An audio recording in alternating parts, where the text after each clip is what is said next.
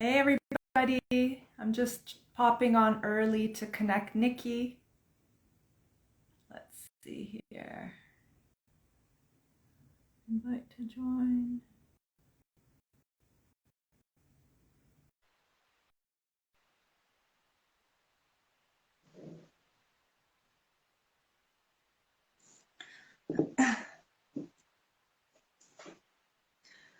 Whew.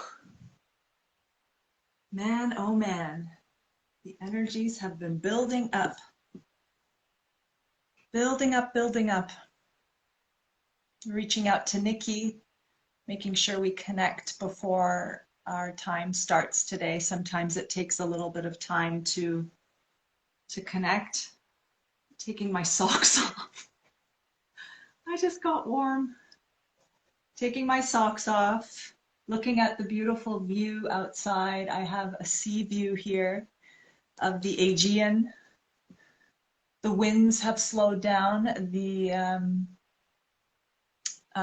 It's been ramping up a lot, the energies. Yesterday and the day before, we've had some major storms, major wind. Major wind, and yesterday we had a small earthquake. Let's see.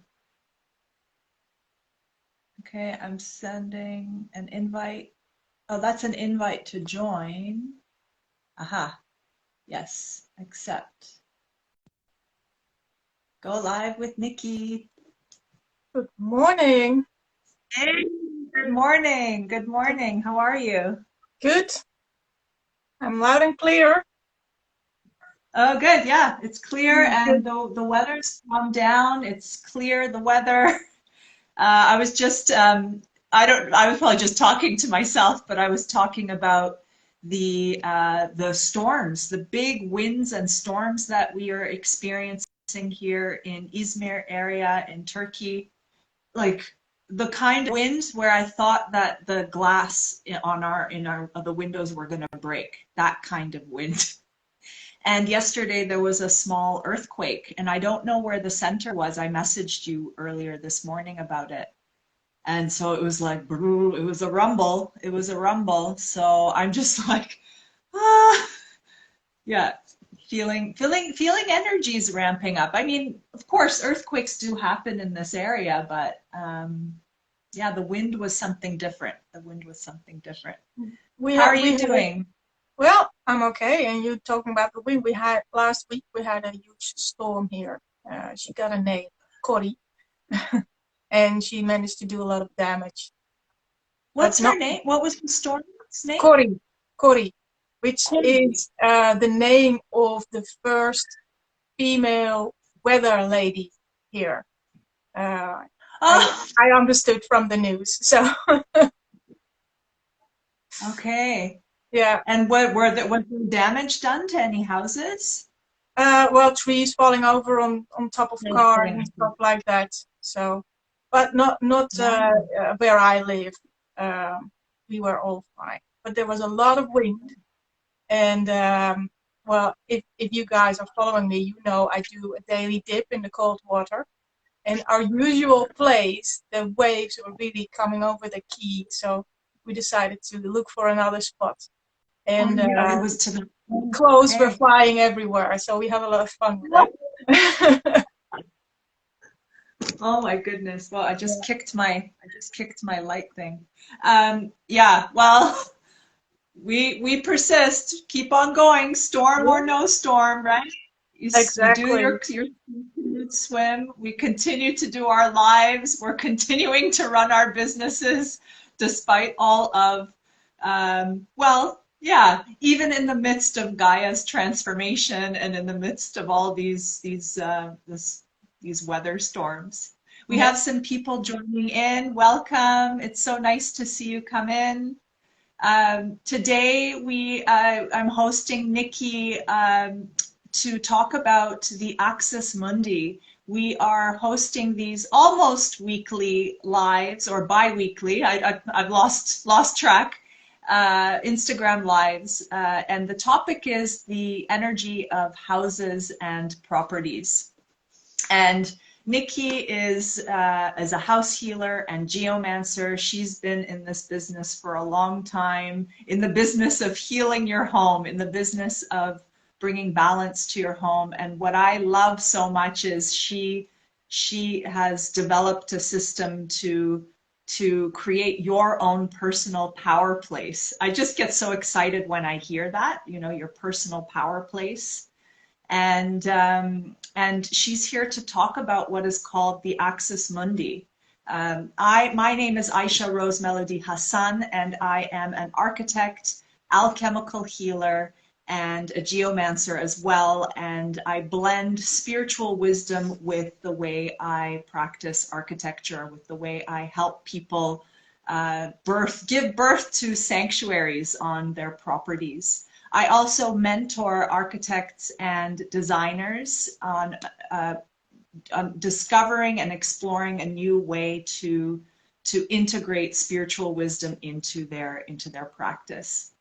So the Axis Mundi, you know, Nikki, when that streamed through the last time you spoke, we spoke, we had the conversation. Yeah, you're like, oh, well, maybe next time we talk about Axis Mundi. And I have to admit, when you said Axis Mundi, I actually, after the call, I'm like, what was Axis Mundi? What was Axis Mundi? What's Axis Mundi? And it's so funny.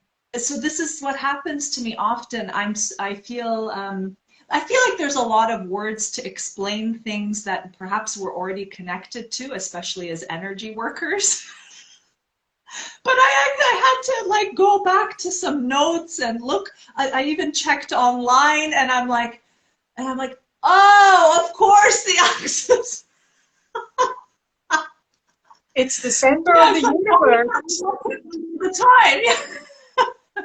So, Nikki, the Axis Mundi, you know, in the context of building the new earth, building sanctuaries, healing people's homes, tapping into your property, tapping into the energies of our environment. What's special about this energy, this channel that we can tap into? Well, maybe first we need to explain a little bit what the hell is it. And it is about vertical alignment. And it comes from sacred architecture and mythology. And if you look at religions, for example, you will always find three elements in all of them. And the first one is a tree, the tree of life, in some form. We know the tree of life. It's the center of paradise. The Buddha found enlightenment under a tree, and there are many more examples of a tree being very important in some kind of religion. The other one is water. Water is fertility and clearing. And the last one is a rock or stone. In many mythological stories, you will find that the mountain is where the gods live. And it is the tree of life and also the mountain are kind of a center. And the center is really, really important because the only place where you can navigate from is from a center. If there's no center, you cannot navigate. So you need to decide where that point will be. There are a lot of other mythological stories where these elements play a role. And one I think most people are familiar with is killing the dragon. You know, with Saint George or Saint Michael, or even the Delphi Oracle, where the dragon is the horizontal energy, the horizontal aspect, the life force aspect. The spear is the vertical aspect. And the pinning down is the creation act, the birth. so to say. So the Axis Mundi, represented by a spear, is the connection from heaven and earth that creates life. So you're pinning down the point where that is called 8 omphalos, where the dragon and the spear meet, so to say. So that, if you look at the mythology behind the origins of the Oracle of Delphi, it was the snake python that was thought over by Apollo, and the place where he got killed, there was this Oracle of Delphi, and that was called the omphalos. And the omphalos is so a mythological place, but it's also an energetic organ. It can be both. And if you are in a very special sacred sanctuary, they come together. I've been once in a church where they come together. A church on top of a mountain, a St. Michael church, and there was also the energetic organ of the omphalos. So that's a little bit the background of why an Axis Mundi, this vertical aspect of this threesome that comes back in a lot of stories. The three sculpted goddess, do you call that like that? The white, the black, and the red goddess. They come back in all kinds of three goddesses. Yeah. In Germany, you have the three sacred girls, Barbara, Margareta, Katharina, and they are also represented with a wheel, a tower, and a dragon. Again, these three aspects of life: the horizontal, the vertical, and the center. Yeah. So, that. So the Axis Mundi is about alignment, about centering. Centering is really important because without a center, you cannot navigate. And if you look at words like meditation, medi, going back to your own center, medicine, going back to your own center, you realize it's really important. And if you have a place where there is a clear center, you can feel within your body that you are being brought back into alignment. And you can try that out yourself if you just, with chalk, put a circle or a square on the sidewalk and get into the center and get a little bit of out of the center and just experience how that feels. And you will notice a difference. And it's easier to do that in an empty square. You can also do it in a room, but you will be distracted because in most rooms there are couches and cupboards and everything. So it's more difficult to experience that. So go outside, paint yourself a circle and get in the middle of it and get a little bit out of the middle of it, out of the center, so you can experience. So, questions? Coming up. I love it. I feel like I wish I had a tea. I just have a glass of water, but I feel like I just want to listen to you talk the whole time. You have such a wealth of knowledge and stories to share. I love the stories that you're sharing. As you were speaking about drawing the square and the circle with the chalk on the sidewalk, it's something happened to me there. It's a visual appeared.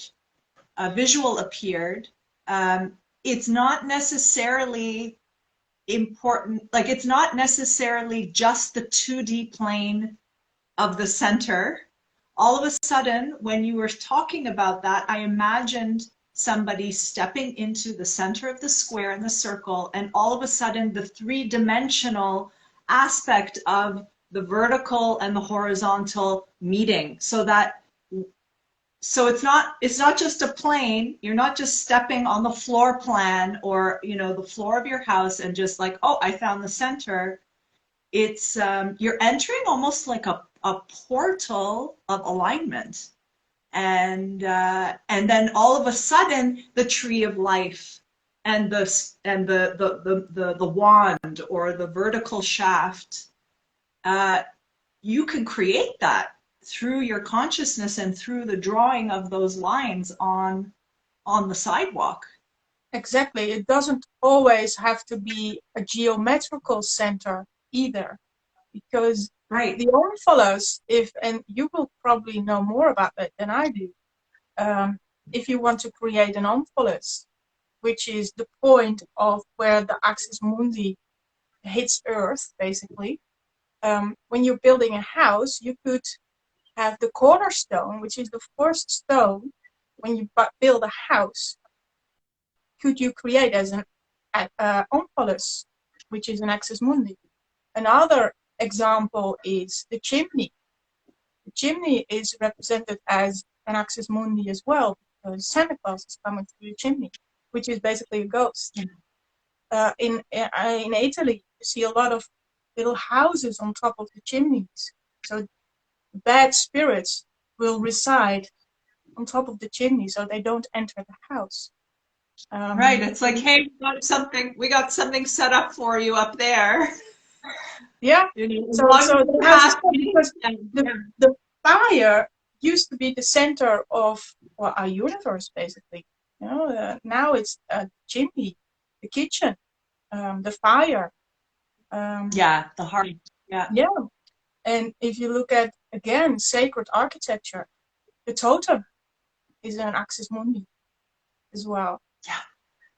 So Yeah. the Kaaba in Mecca is a Yeah. huge omphalos. Imagine the forces that go with all these people praying 5 times a day And to circulating this, around, to the moving center around of, the circle. Yeah. yeah. Yeah. I once, in a museum, they had this virtual reality glasses.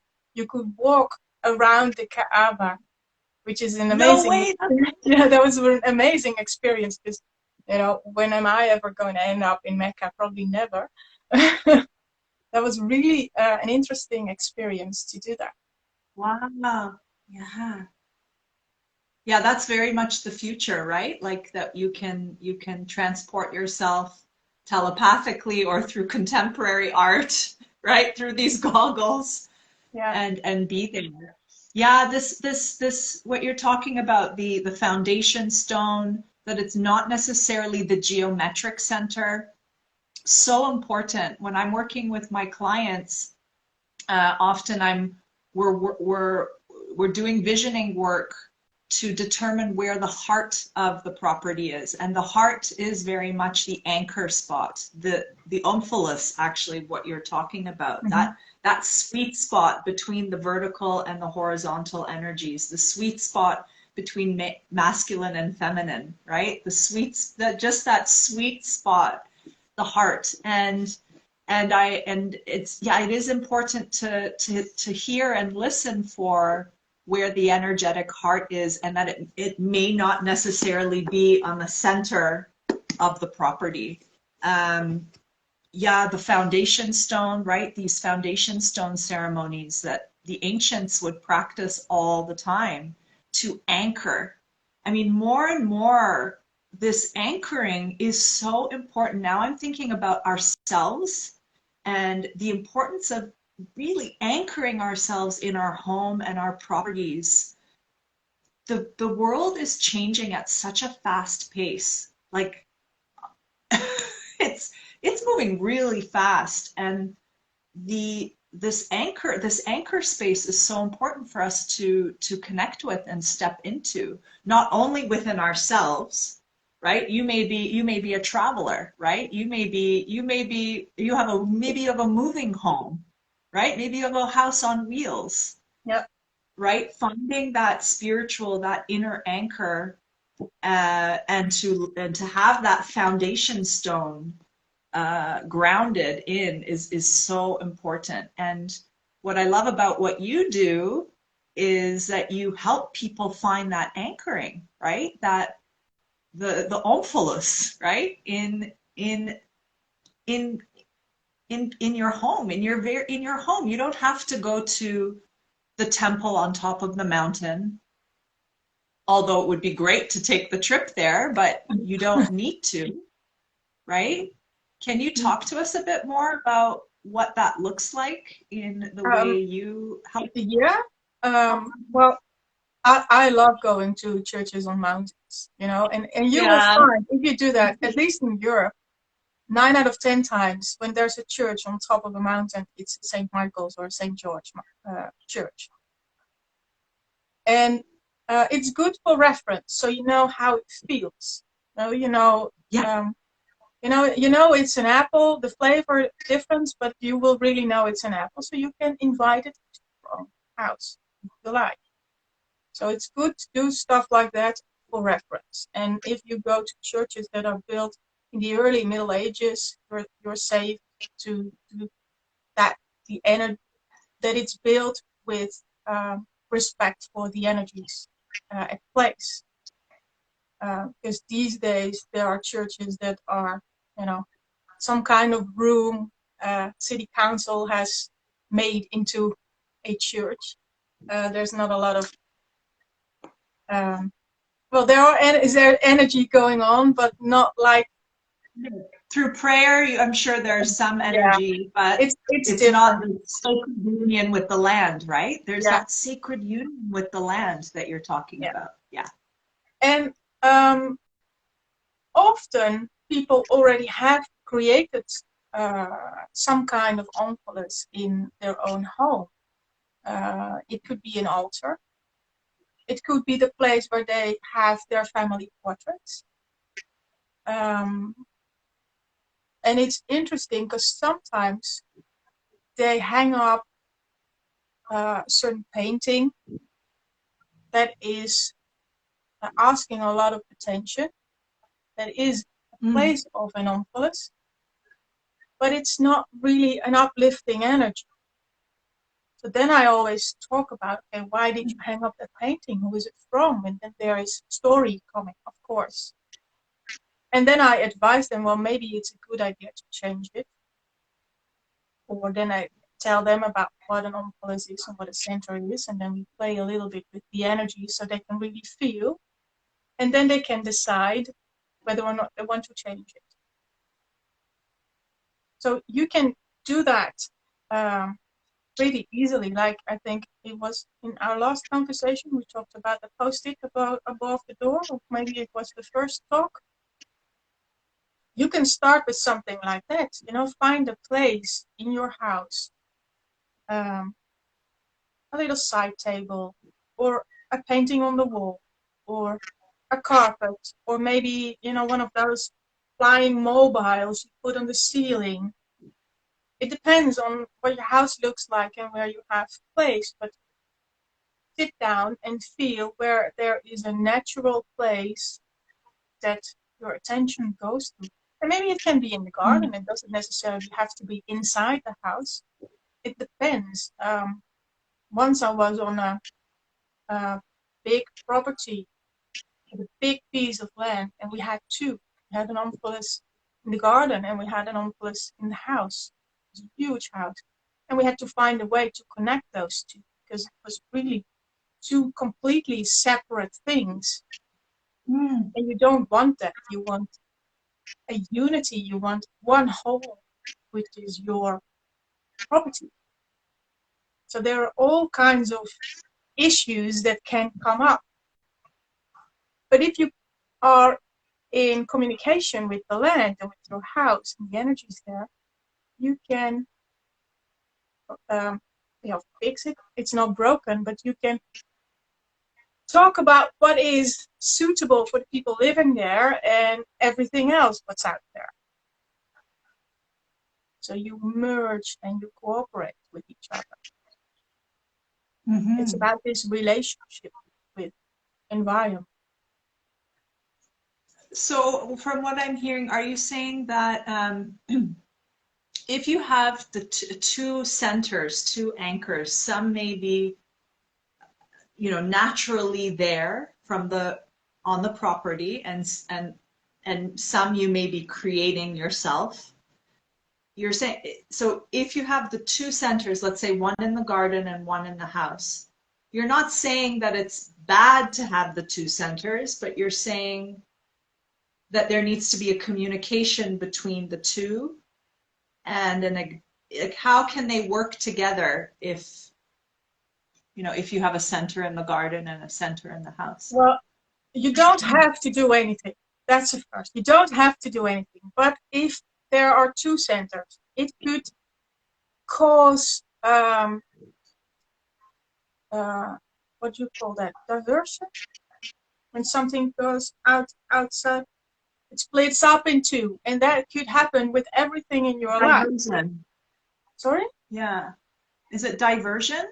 Diversion, yeah. You could be polarized in a lot of things. And if that's not what you want in your life, I would say it is a smart thing to do something that those two centers match up. And in this case, on this property, what we did is we created two cosmograms.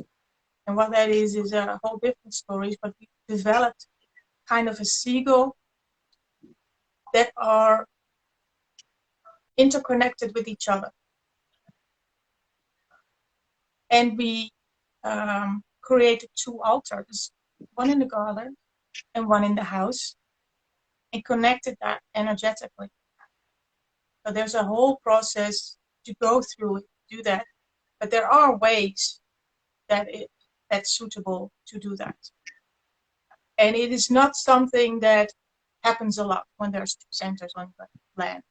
So it is an exception, right, but it can happen. Yeah.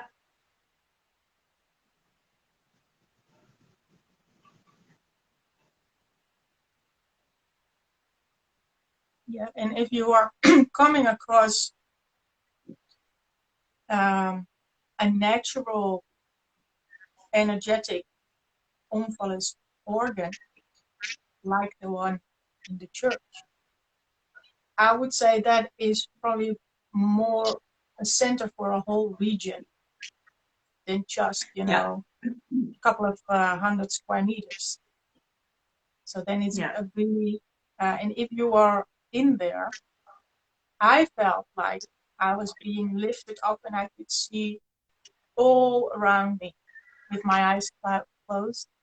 And when we visited there, it was a group of people. And all of us experienced something similar like that. So if you are in this energetic phenomena, you will feel a version 100 times bigger than yourself. It's not like you grow into a giant, but you have the vision of a giant. Yeah. Yeah. I've had many experiences with Michael, with the Archangel Michael, and he does do that. That is an aspect when he's co-creating with that Omphalos, with that anchor, with that particular church. And outside, I've experienced not only in churches, but elsewhere as well. Even within group circles that are created, sacred circles. I was recently, when you talked about being lifted up, I recently went to Ephesus. That I made the trip. Yes, it was amazing. It was so much fun. I'm preparing something really exciting for the creators of the new earth, for women architects and designers, and it's a sacred vessel to explore their spiritual superpowers and tap into their intuitive gifts, so they can really give birth to the sacred blueprint, which is an online course that I've been leading.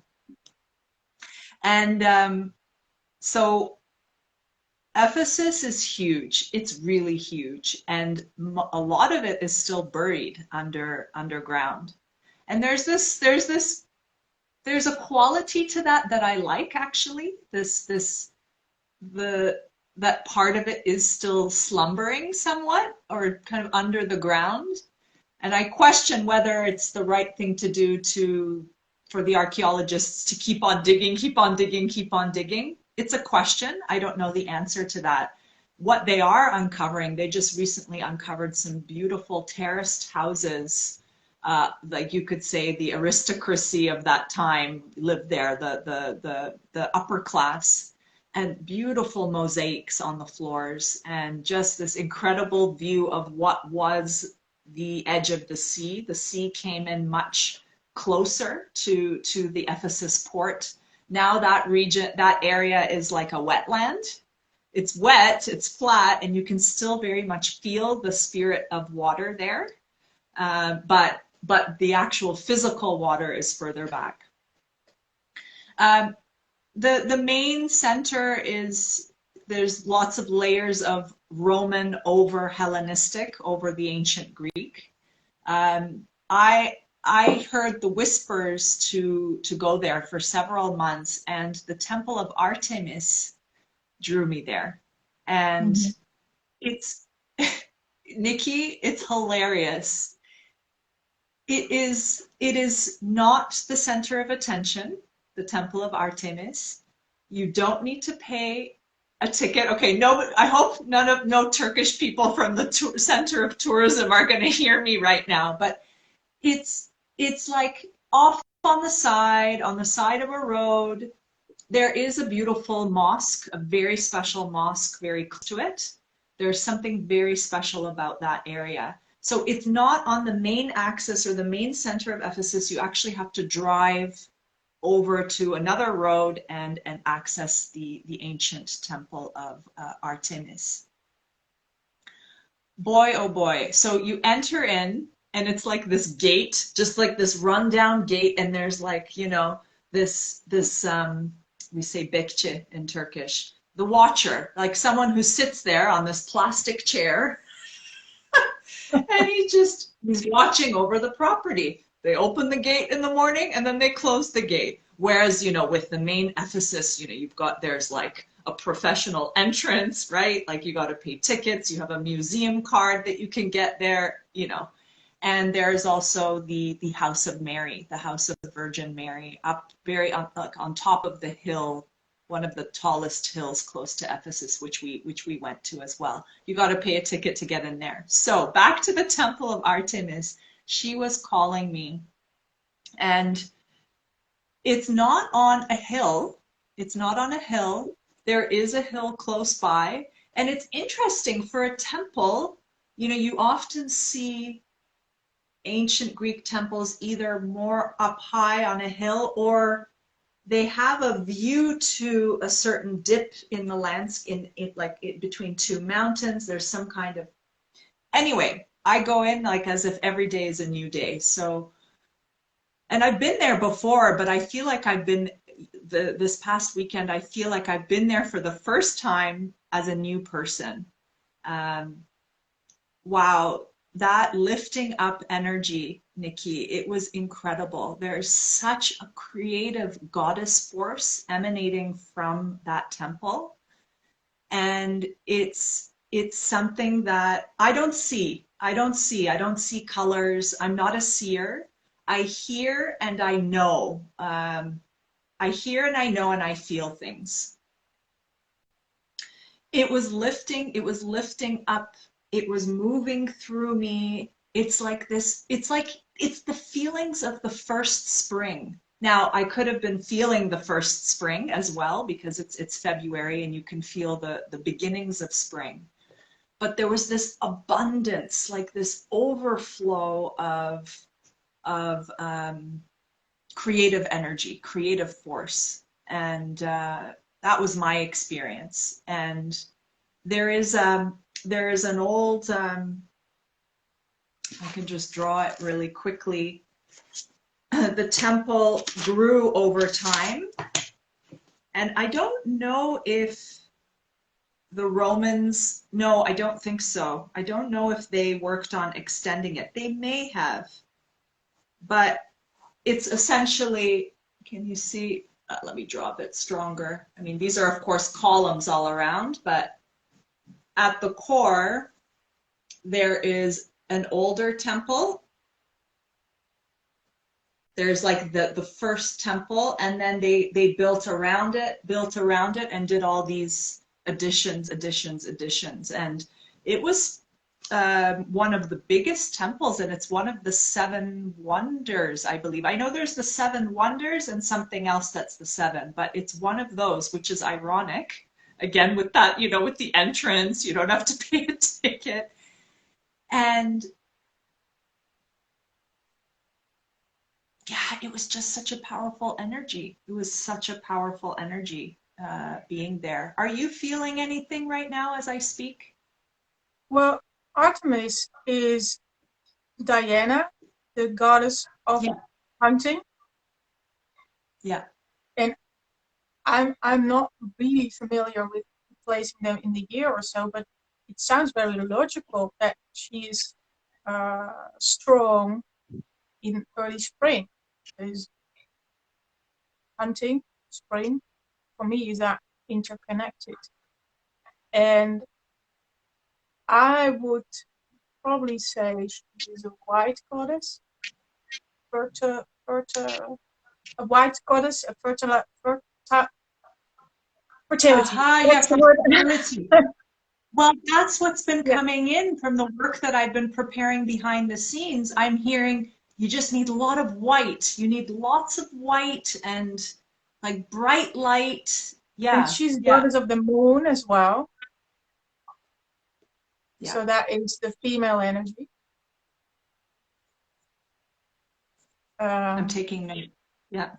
yeah, and probably you connected uh, with that energy through some kind of uh, vertical portal. Yeah, it was very close to, I mean, this is obviously not accurate, but it was Yeah. very close to this. There were these two squares actually in here, and much further lower in the ground, you can sense like that was the earliest temple. Yeah.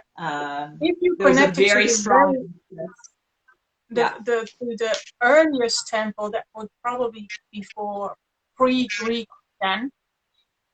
Artemis is Greek and Diana is Roman, isn't it? Diana is the Roman name. Yeah. Yeah. And if it's even before that, um, There's something before that. Yeah. I haven't looked into the history of it. I've read, wait, I'm going to let you finish and I'll hold what yeah, I'm going to say. I lost it. But Yeah. if you connect to uh, before that, it is very much possible. Now I have it back again. That you connected to some kind of diva, a landscape diva. Well, I could feel a tall, very tall presence, and she started to weave around me like there was this turning. I felt very well held, very feminine energy. Yeah. That would make sense, because if you say the temple is situated between two mountains, or two mountains in the back, which is, a little bit feng shui, the dragon and the what's the other one? Tiger, I think. That would make sense that they would choose that spot because it has a natural kind of energy already. Does it And feel more bowl-like? Is it more like the holding bowls energy? I would say yes. Yeah. And then it would make sense that they put a temple there, because either whatever method the geomancers those days used, one of them was let an ox walk around, and where he lies down, that would be the center, stuff like that. Animals would respond to the energies at place. So if they decided there needed to be a temple that represents this female energy, and their choice of God was the goddess of Artemis. Yeah, Why not? she's still a descendant of Gaia. She's a So descendant of Gaia. if you go there again, I would say go through these different layers in history and go down as early as possible. Because then you will see, and you will find that in old churches as well, there is always a first layer, a lot of worry, because people come to church to, lay down their worries in the hand of God. And then you go down and then you get to the builder's layer. And then you go down and you get to the land energy. And then you can even go further down. And I know you're capable of doing it. So the deeper you go, or the more back in time you go, whatever you call that, you can ignore all the mind things that are on top of that. Because in Yeah. a way, the story, sorry, the story of Artemis is a story about an energy. It's something we created. Yeah. It is a representation or a personification of an energy. So the more pure you can go to the energy, and whatever translation you make is fine as long as you make it understandable for yourself.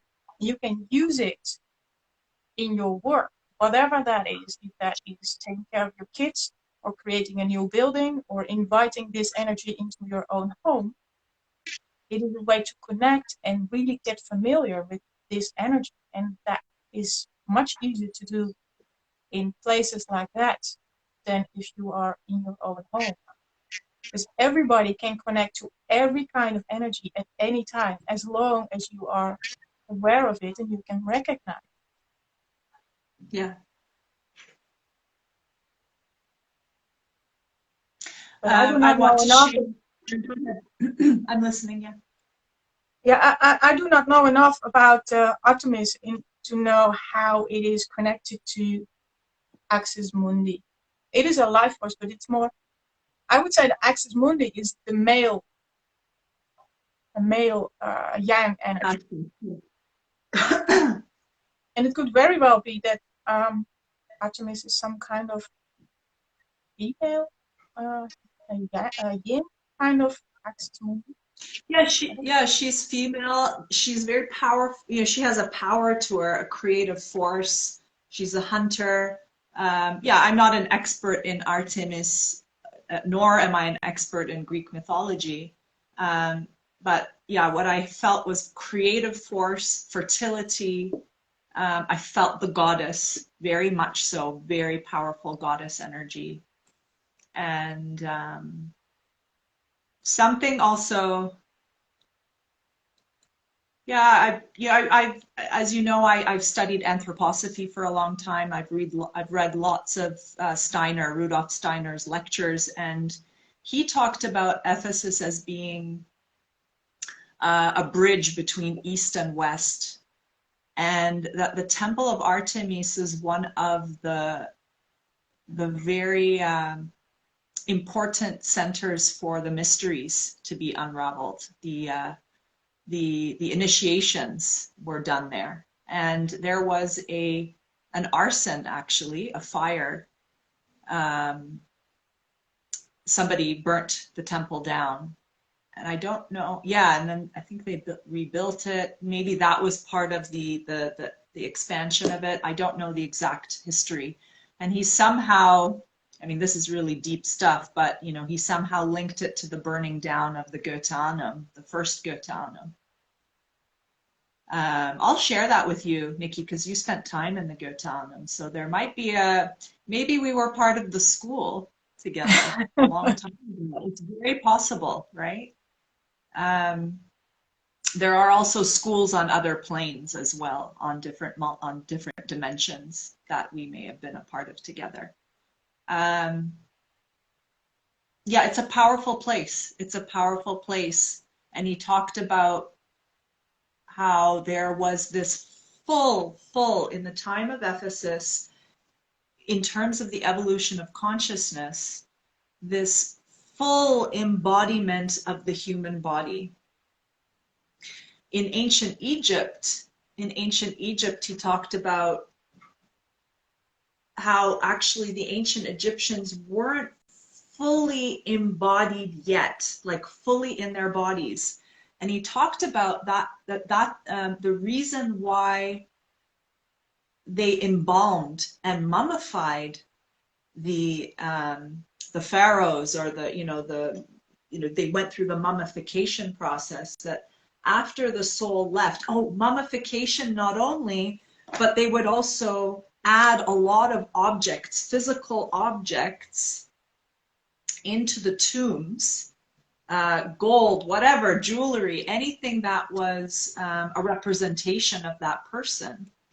And he talked about how that person, after left the body, after death, that the mummification, the holding of the body, of the physical body, and all of these objects within the tomb helped the spirit, and of course the evolution of humanity, to focus on incarnating in the physical, so that there was still a focus on the body, this focusing of the incarnation. And of course the 0 point in Steiner's perspective and many others, the 0 point is the birth of Christ, right? So ancient Egypt, we're leading up to that, and the ultimate embodiment is the Christ, fully embodied in the bones and the blood of the man named Jesus. So leading up to that 0 point in time, in Ephesus, it was getting close. We were getting close to that 0 point, and he talked about this absolute delight, and you can tell, right? Like in ancient Greece, the body is celebrated, right? The temple of the body, the body is used as, columns to support the beams of the temples. The body is lusciously carved from stone, and it's like, oh my God, this is real. You're touching the feet of these statues, and it's fully alive. The body is fully embodied at that time, and they were in their joy, fully and this is of course of course there's still people who are struggling at those times. I'm not denying that, but on a general, the evolution of consciousness scale, and what the initiates were experiencing, the priests of that time, in these mystery schools in the temples, was this overflowing of life, and this feeling of being fully embodied in the human form. And what you described as being incarnated in the body of Christ is again a version of creating an Axis Mundi and an Omphalos and killing the dragon. And if you look at, again, churches, sacred architecture, the churches are in the shape of the body of Christ. If you look from on top of, the plan, and the plan. So it's not nothing. It's not only a myth, this Axis Mundi thing. It is really based on energies, and people have used in their stories and in their architecture and in their sacred celebrations these energies, and found a way to put that into matter, to make a manifestation of these energies. So it's always a representation of this phenomenon. Yeah. We are walking Axis Mundis. You could also even look at it like that. I mean, plants and human beings are very similar to each other in that sense, right? We do hold the plant energy, the tree energy, the vertical axis, where there is a reason why we are moving and walking straight, right? And not on all fours. Yeah. That's why the tree of life is such an important symbol as well, because humans are tree-like beings um, in a lot of ways, you know, not just because we're standing upright, but also there are a lot of more analogies we could use, and that's why the tree of life is such an important symbol in all of our stories, in all of kinds of um, mythologies and religion. Do we maybe Yeah, have so any much. questions? Because there are a lot of people watching Yeah, with us, and you all guys are really quiet today. yeah, it's maybe because we didn't actually open the doors for your comments and questions. We didn't mention that. We welcome any questions, any insights, any experiences you may have had with the Axis Mundi, with connecting with the land, connecting with their vertical axis. Maybe you have an altar at home and you want to say something about that and what it's doing for you and your family.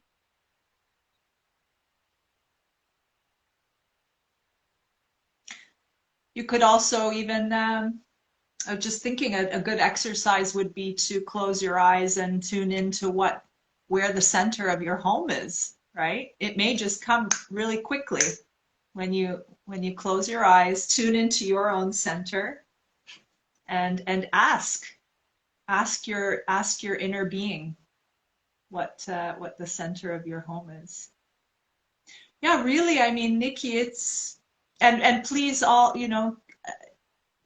ask we can go over a little bit time if you're okay with time, Nikki. Yeah, I'm Five fine. five minutes, 5 minutes, 5-10 minutes. I feel like this is a very rich topic. I feel the energy streaming through. Yeah, it's really about connecting earth and sky, really. Yeah,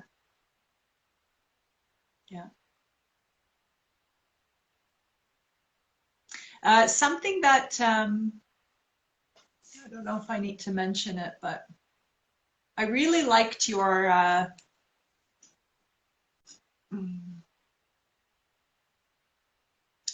recommendation to tap deeper into the older layers, the primal layers of an ancient site, really to go down and tap deeper into it. I want to share with you what I experienced when I went to the House of Virgin Mary. This is a house that she stayed in after Jesus died, up in the mountains in the region of Ephesus. You have to drive out up to the hill to get there. Beautiful nature. Oh my God, these pine trees, like the kind of parasol pines, and like you're going climbing up, up, up. You can feel the ears pop because it's so high, and it's magical. It's really beautiful. But Nikki, when I was there, again, I've been there before, but I feel like I'm going for the first time, really. Been there many times before, but I feel like I was going for the first time. And it felt off. There was something not sitting right for me. And I couldn't find my anchor. And I kept on asking myself, is this really her home? Is this really her home? Is this really her home? And something was not sitting right with me. And I mean, they say it's her home, right? I mean, it's accepted, and I will do some more research into it. And she needed to be protected. She was far away. She was, just far enough away from Ephesus and just close enough, right, to just to be safe. There's a lot of tourists coming in and out through the house, Nikki, through her home. And it doesn't feel like a home either. Like there was something off. And there's some popes. Sorry, no, but that's interesting that came out of my mouth. So I said there's some popes, but that's not what I meant. There are monks, staying there as well off on the side in a fairly modest building. There was something off there, and I feel like there's some layers that have been imprinted, placed on top of it that may have diverged from the essence of Mary. Very much possible. When I lived in Basel, close to Basel, there is a special place called Mariastein, also a Church of Mary, and there's also the, what's her name? This black goddess, what's her name?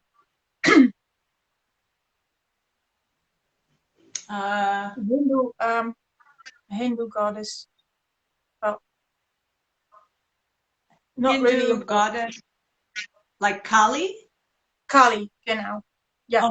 Oh, I'm starting to talk German all of a sudden. yeah. So And funny. Kali is Sekhmet in ancient Transformation. Egypt. Yeah. And Yeah. We were invited by the monks over there to do some work in this village, which is a special situation, you know, the church inviting a couple of geomancer to do some work.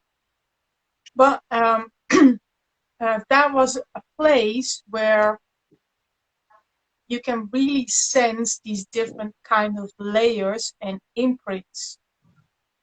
And that's why I say it is really important to go to the purest, to the rawest kind of energy you can tune into and invite that to become stronger instead of being distracted to all these kinds of layers that are put on top because we humans decided it needed to be like that. Because also with attention, you can create a sacred space.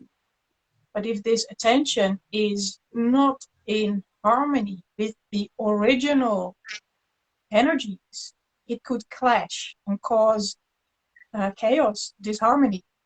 So again, back to your story, it could be that you were in that moment in time, the first click you made was with some kind of imprint layer, and be always aware of that. That could be the case. That's why you always need to take some time to stay at a place and switch dimensions so you learn about yourself, what your most natural energetic position is, where you click first. You have some people that always connect to the worst kind of energies. You have people that only click to the nicest kind of energies, or always click to the energy of Maria Magdalene, while other stuff is going on as well. But it's where your own natural preference maybe, or frustration maybe. That's why you always need to take some time, enough time, and don't go and do, 6 places on one day if you're not if you're not used to it. We are energy workers. We can handle a lot more than other people because we're trained to do that. And you can even, after so many years of experience, I get distracted sometimes. And then what you said, it is a very good position to enter a place, even if you did all your research and you've been there 100 times before, forget everything and enter as a new person like you know nothing. Because then you get the most purest information that is available to you at that moment in time. So I would say it's a really healthy state of mind to enter a sacred space. Or in my case, if I go to a client, of course, I do an intake, I do my research about the location and about the energies of the house. Then I go and then I have to forget everything. Yeah. And then it comes, always. I'm feeling like Mary Magdalene wants to stream through. We have a couple The last one is, well, the last one, and then we'll go to, um, what was it? Yeah, recognize this from a place where Mary Magdalene's supposed to have lived, a male, heavy, rigid Christian energy. Yeah. Where was the place that you went to? That's a question. Oh, it just popped up my. Oh, yeah. Let's see it now. Can you see it? And then there's also. They had good intention, but missed the point. Yeah. Yeah, I'm curious where that was. I mean, it's not so important, but I'm just connecting with you and wondering where you have traveled to the person to travel to experience this. Um, and also another comment here. This was back when we were asking the audience to tap into where the center of their house is, and we have a comment here: the conservatory where our dining table is located is where everyone naturally draws. Yeah, I love that. Yeah, that's the center of the house. Yeah, I love that. The sharing the meal, right? Having the conversations around the table. Yeah. I'm happy to hear that there are more layers, yeah? And you need to take time to dive deeper through those layers. If you're interested in energies, you don't always have to do that all the time. If you just want to go to church and do your prayer, that's fine as well. But I always find it interesting to just, sit for a while and connect. Once at St. Patrick's Church in Dublin, it felt to me like the spirit was gone. Yeah, I experienced that a lot in churches that have been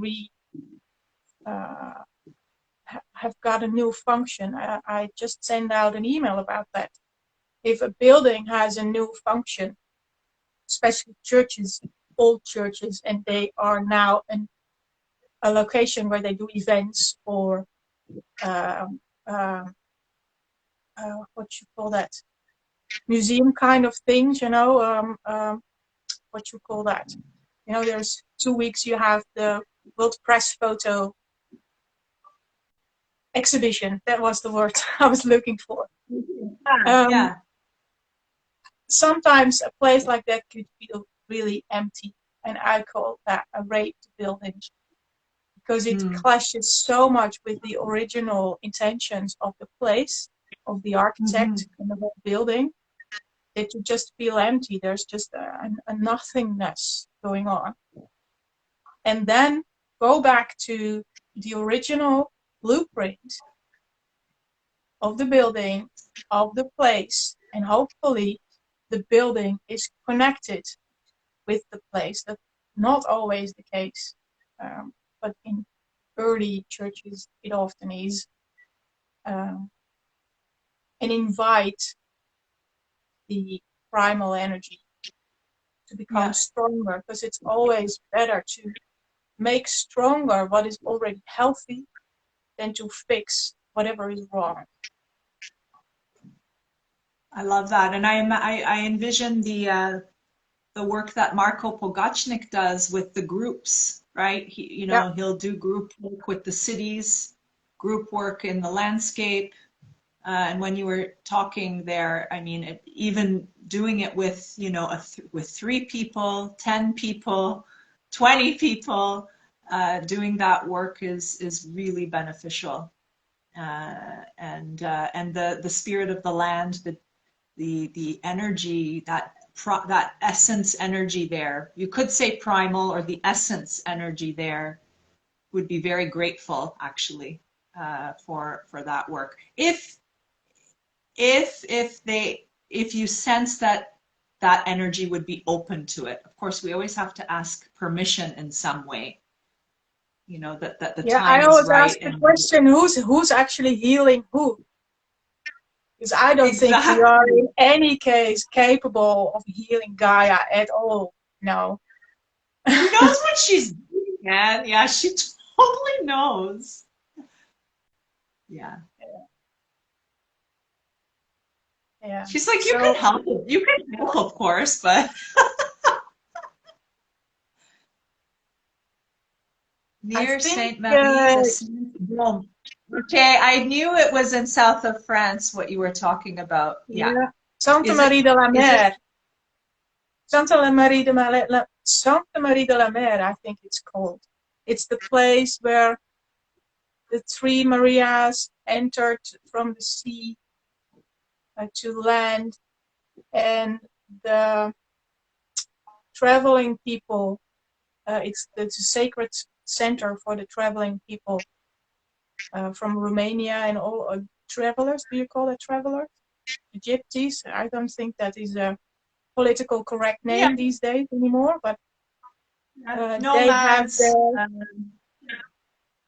yeah, if you look at on YouTube, there are incredible movies of the ceremony they do there. They take out the bones from Maria Magdalene, I think, from the church over on the streets, and it's a crazy mess. But the place is really interesting. I've been there. So if you ever get the chance, go there. Maybe not when this ceremony is going on. It's also the place where they have all these horses, special breed of horses. I think it's Is something it like on a that. mountain? I think that's No, where it's she close. says It's she's. on the coast. It's a Okay, coast. because this one that she's talking about is on a mountain, she or he. It is high Okay. up a mountain. But you know, that whole region is imbued with the Magdalene energy, the Magdalene. Yeah. No, not Saint Marie. Okay. I don't know that It, place. There's so many interesting places to discover. that whole region, anyway, like the Carcassonne region, I feel very drawn to. Um, and I intend to, I've been there before, but again, not as me now, and I want to go as me now. It is near Saint Maxime de Saint-Baume where there is an abbey with her skull. Okay, beautiful. Yeah, we'll have to visit. Or you can visit and share the photos with us, please. Put it on the Or bucket just list. share your thoughts. Photos aren't really that important, actually. Yeah. Oh, beautiful. Well, Nikki, this was such a rich conversation. It's almost like it's going to weave itself in and out through all of our conversations. Yeah, I love it. It was so helpful, just going back to this Axis Mundi and how important it is in so many aspects of our life and for building and creating harmonious homes, right? That can really anchor us in, right? Anchor us into earth and hold us strong and steady for what's coming, for what is happening right now in the world. Oh, thank you. What a beautiful combination of wisdom you are. Thank you. Yeah, we Thank love we you. love talking, Nikki and I. We could just talk forever and ever, and I love what we are co-creating together. And thank you for joining and being a part of this conversation, all of you. And we look forward to connecting again Yeah, the in next a one couple. is in 3 weeks, I think. Next one. Yeah. Okay. Great. We'll talk Thank you, soon. everyone. Thank you, Aisha, for hosting this one. Yeah, I'm looking forward already to our next conversation because so Me much stuff too. comes up. And Nikki's always shooting the message out. I'll ask as well. What have you been experiencing these days in your environments, in your home, on your properties that you have questions about? Is there any topic that you'd like us to dive into? Send us a private message or comment in the post that we post here on my page, or wherever. Just make a comment. Send us a message. Yeah. So If we there's know what anything to that talk about the next time. exactly, let's co-create this, right? Let's co-create this. All right. Okay, Nikki, have a good rest of the Thank you. day. Okay, talk to you soon. Talk to you soon. Bye bye. Bye.